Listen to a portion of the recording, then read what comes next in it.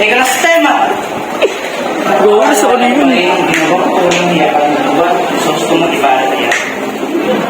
At huwag natin pag-usapan pa, kung ibara na kami ng mga ibara. Ang paskong si Bongero, palibasa, Igatero. Ito pa, nang dumating si ibara. Sabihin ka mo, matalag ko lang kaibigan ng talaga siya, ama. Sinagot ko naman, hindi ka nagkama. Pero, ang hindi ka naman matapalit sila, ay matalag kong kaibigan ng iyong ama.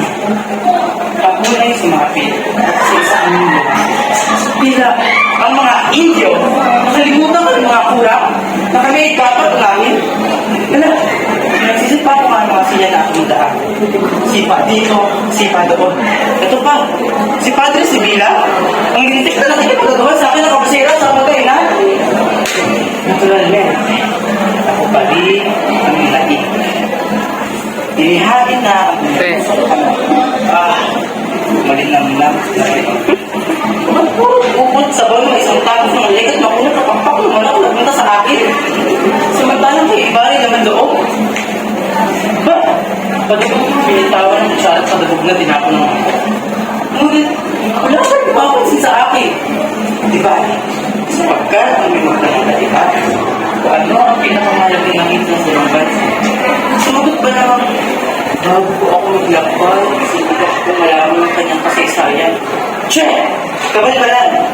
Di ba nabanit na kinangirahan na rin sa Hong Kong? Magaling magsalita ng Ingles. Bibigyan ko siya.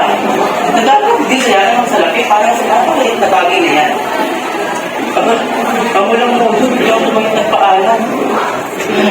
Hindi nga ako mga iba. Nakita niya, ayaw mo magsabihan ng kura. Yan ang sa bunga ng pagpapadala ng mga Indio sa Europa. Kaya ako ang masusunod. Pagbabawal ko ang pagpapadala ng mga Indio sa Europa. Okay, palakpakan nyo guys. Palakpakan nyo guys. Ang galing nila.